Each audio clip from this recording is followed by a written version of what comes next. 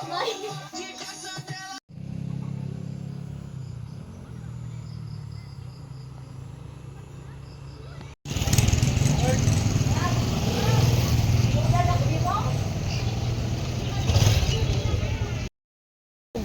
guys. Napalit na pug ko og bugas ani.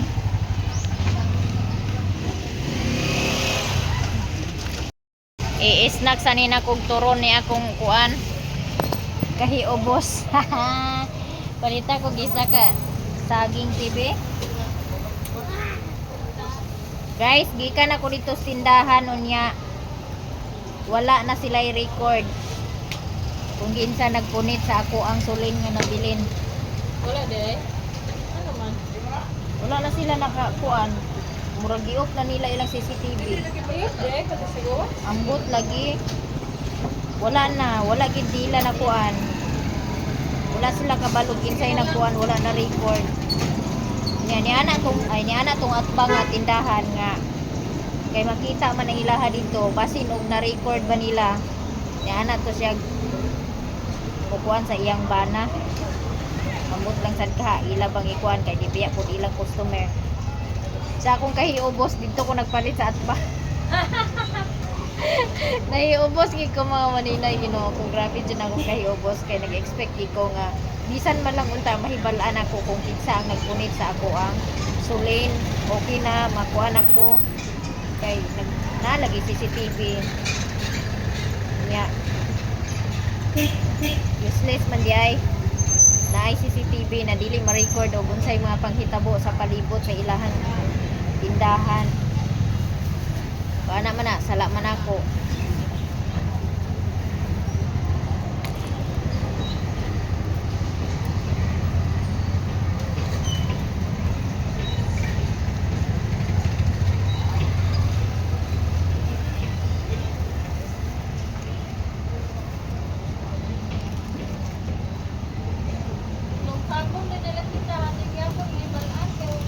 Mauman. Useless na sila yung CCTV.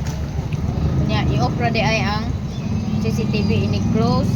Dili kaya po nila mahibalan kung naay mga lungkap kay naka-off man ang ilahang CCTV. Ini close nila.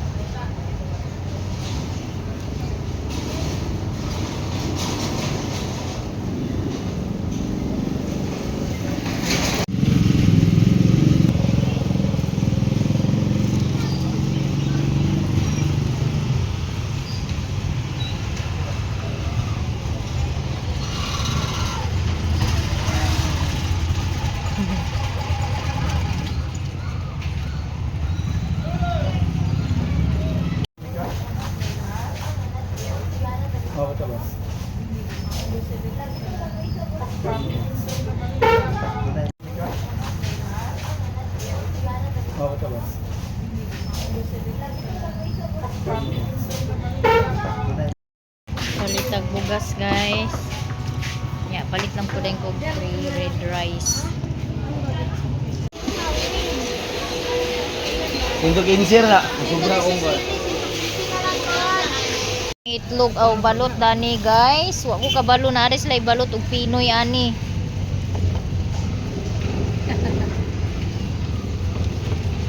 Ligyan natin.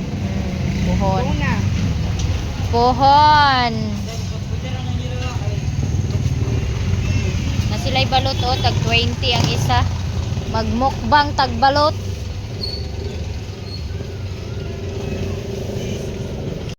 Na to fiesta sa Kabulakan ga pangita og balot kay mo display sa buwangan niya. Walay nakit-an. Naaday sila'y balot dani display.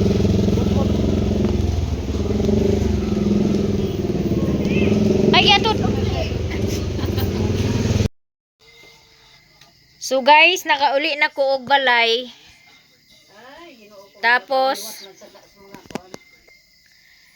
Gikan ako og lungsod, unya dito na pud ko gikan atong tindahan nga diin na ako nabilin akong sulin.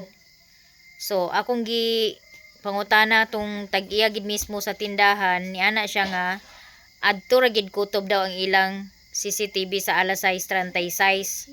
So gi huna-huna na kog taman mga maninay ba. Kay sa si mama ang nangutana atong tindira niingon nga gisulod kuno niya to ang sulin pero iya gibalik og gawas kay wa siya kabalo sa tag-iya. Unya, ang iya pong istorya diri sa ako is wala daw niya gisulod kay wala siya ka ilakin sa tag-iya. So kaganina akong gi-open up dito sa tag-iya sa tindahan nga ang ingon man gud sa imong tindira dito sa akong mama nga gisulod kuno niya ang katong sulin nga nabilin pero gigawas niya og balik kay wala kuno siya kaila sa tag-iya. Unya ang tubag sa nagtingog ang tindira niingon nga wala daw kuno siya nagistorya. So ako gihuna-huna ba na inumduman ako ang istorya sa kuan nga giop kuno ang plangka apil ato nga time nga dili man daw kuno na nila gaiop. So murag na psycho na bitaw na ako ang panghitabo. So isa ra jud ang akong gikuanan anak mga maninay.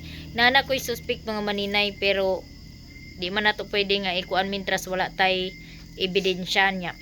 Dito sa akong nahiubos ko ba nga bisa na lang unta kahit malaman ko man lang kung sino yung kumuha. Makampante na ako ba yung merong CCTV tapos wala din naman kwenta kasi di naman makikita yung mga labas pasok or kung sino man yung kumukuha ng mga naiwan doon sa tindahan nila. Useless din, di ba? Useless din yung naglalagay sila ng CCTV. Wala rin namang kwenta kasi pag may naiiwan ng mga gamit, hindi rin nila malalaman kung ganun lang din yung ano nila naiopero. Ang sabi nung may-ari na hindi daw nila inuop yung plangka. Yung time lang daw na yun, inop kasama yung plangka. So, mo nang nakapaburgid og bitbit ang katuang ni dala sa ako ang sulin kay iyang hunahuna is off ang CCTV, di ba? So, wa tay mahimo. Nahiubos lang jud ko nga kahit malaman ko man lang ba na merong kung sino yung pumulot, okay na sana sa akin. Pero nahiubos ko na ay CCTV pero useless. Tapos pumunta ako doon ako namili sa sa tapat na tindahan, doon ako namili. So inupin up ko ba sa may-ari yung nangyari. Sabi, tiningnan niya yung CCTV niya, nakikita yung part doon sa tindahan na binilhan ko. Nagingon ang tag-iya nga kuan daw niya sa iyang bana kung kuan basin daw og kuan kita ba pero dili na ko mosalig mga maninay nga ilang ikuan kay dili man ko nila customer atong higayuna. So munang ibutang na lang gid sa kalimot mga maninay na nga wala na gyud ang imong sulin. So ningkamot na lang gid ko ani nga makapalit ko otro og kanang sulin mga maninay kay pinaka-importante gid kay to sa ako alabi na sa akong pagluto-luto niya. Nagpalit ra dai ko og kanang kuan gikan kog lungsod, nagpalit ra ko og gulay. Nagpalit ko og gulay dani 2 ka putos. Nagpalit kog tunga sa kilo nga 1 ka bangus nya. Nagpalit kog itlog nga half dozen nya. Mo na din ni kape, toyo, mo na din ni mga pangkonsumo na din na namo ang uban ako gipalit og nagpalit lang ng daing pud ko og 15 kilos nga bugas og 3 ka kilo nga bugas nga red. Long gilungagan ko nimo long. O separate pa na akong paglungag sa akong bugas. Oo. So useless nga naay CCTV pero dili makita kung kinsa ang nagpunit sa ako ang nabilin kay giop ang ilang CCTV ato nga time. Dili man to siya burn out ato nga time pag ano nako. So magkuan na lang siguro ko ani. Mag-practice na lang gid siguro ko anig coated nga gamit ang kahoy nga kalayo. Kay lisod magud kay sa nga tanan gamiton ang kaning mag-coated bitaw niya. Kalayo lang kahoy ang gamiton kay di ko kabalo mo control sa kainit, dili makontrol ang kainit ba. Maayo man tong sa sulin kay makontrol nako ang kakusgon sa kalayo. Yan nagpalit pug kog bali 50 nga pan. Kitaganin niyo stonton, apas stonton diha. Kitaganin niyo? Amas tuto na guli na? Yes. Ito. Lord Lord. Una. What? Naikuan ni ubutang sa sibuyas Bombay. You looking so far? I'm sad. Sige na, G-Lord. Hinluin ang lamisa. So, ayan guys.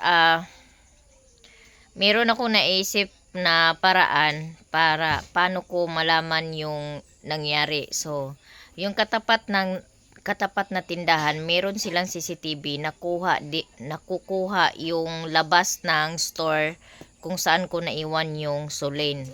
Kaya maghanyo ko sa ilaha nga makita nako ang kuha sa ilang CCTV sa Pizza 28 sa alas 6 sa gabi kay ang ilang CCTV is 24 hours gid naka-on. So basin didto nga side makakuha ko og tubag sa akong mga pangutana og si kinsa ang nagkuha sa akong or nagbitbit sa ako ang CCTV.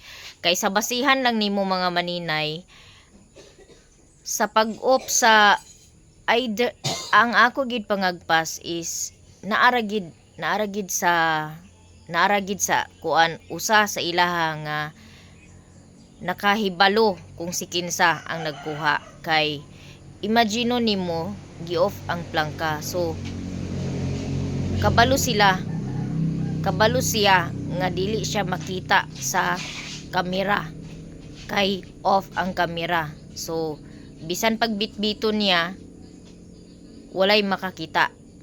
So mo nang ang atba nga tindahan nag-ingon to ang tag-iya nga i-try daw diya iyang bana. So akong hanyuon puhon kung makatugbong manggaling ko karong adlaw, akong hanyuon ang tag-iya sa tindahan nga pwede ba makahanyo nga makita ang kuha sa ilhang CCTV atong Pizza 28. So mao ra ginay pag-asa nako mga maninay nga mahibal-an ako dito, makita nako dito sa ilaha kay ang ilang CCTV is daghan silang CCTV guys nya. Dili kay ilaha lang na area ang nakuha. Naapoy mga area nga sa karsada apil tong atbang nga tindahan. Klaro kaayo kay daghan kay slag monitoring nga CCTV. So sa akong pagtan-aw kagahapon sa kuan gitudlo sa tag-iya ang katong CCTV nga nagatubang dito sa tindahan. Naadjud klaro kay sa katanan nga makuha gid ang katong tindahan at bang unta mga maninay no masulbad na gini akong problema kay sayangan jud kay ko sa ako ang gamit nga nawala nga dako kay tabang sa ako dako jud kay tabang sa ako atong gamita. Mao nang mangita jud ko og paagi nga mahibal-an ako og si kinsa ang nagkuha. Bahalag iuli nga wala nay sulod mga maninay dawaton ako. Kay ngano dili jud basta-basta makapalit karon og tangke labi na og sa panahon karon nga medyo gipit gid ang inyong maninay. So dili jud dali kay katuang nga tangke mga maninay. Dako gid kay kog pasalamat sa akong mga subscribers nga nagsuporta sa ako mga naghatag sa ako og blessings nila, nag-share sa ilang mga blessings sa ako dako gi kayo to og kanang tabang sa ako mga maninay. Kay didto ko magamit to nako pag kuan kanang ilabi na og mamaligya ako magluto kog kakanin. Mao nang maningkamot jud ko nga mahibal-an ako kay aron gid nga dili magdasa, dili kumbaga hindi masanay yung tao na yun. Siguro sanay na siya na ganun yung ginagawa niya. So para maputol yung mga ginagawa niya kung sakali mang nandoon siya sa loob nagtrabaho, at least man lang ma-aware yung may-ari, 'di ba? Ma-aware yung may-ari na hindi dapat ito dili siya dapat saligan kay dili maayo ang iyang binuhatan. Munang maningkamot jud ko akong balikan unya sa hapon ang katong siguro kanang dili busy nga time akong balikan tong tindahan para mahanyo nako tong tag-iya kay ang nakabalo man gud sa CCTV dito is ang lalaki, ang iyahang bana. So kanang time lang siguro nga dili busy, bisitahon nako tuang nga tindahan pagbalik ug hanyoon nako nga makita ang CCTV nga kuha didto nga area. Kay dali ra kay siya tultulon kay nakabalo naman ko sa oras kung unsa ko orasan ni abot didto sa tindahan. Mao nang magpakasaya ka muna ngayon. Sarot. Magpakasaya ka muna ngayon dahil hindi ko pa nalaman kung ikaw. Pero meron na talaga akong suspect mga maninay. Kung nagkamali man yung isip ko, yung instinct ko na siya yung kumuha, patawarin ako ng Diyos mga maninay. Pero kapag siya yung kumuha, sana mapatawa din ako ng Diyos dahil sa ginawa niya. Sana mapatawa din siya ng Diyos sa ginawa niya na nanguha siya ng hindi sa kanya. Maling-mali kasi dapat tindera ka.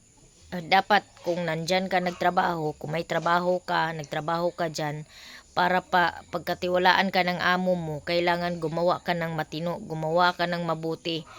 Lalo na sa mga customers, kahit na may maiwan dyan ni isang buwan, alam mong hindi sa'yo, wag mong pakialaman.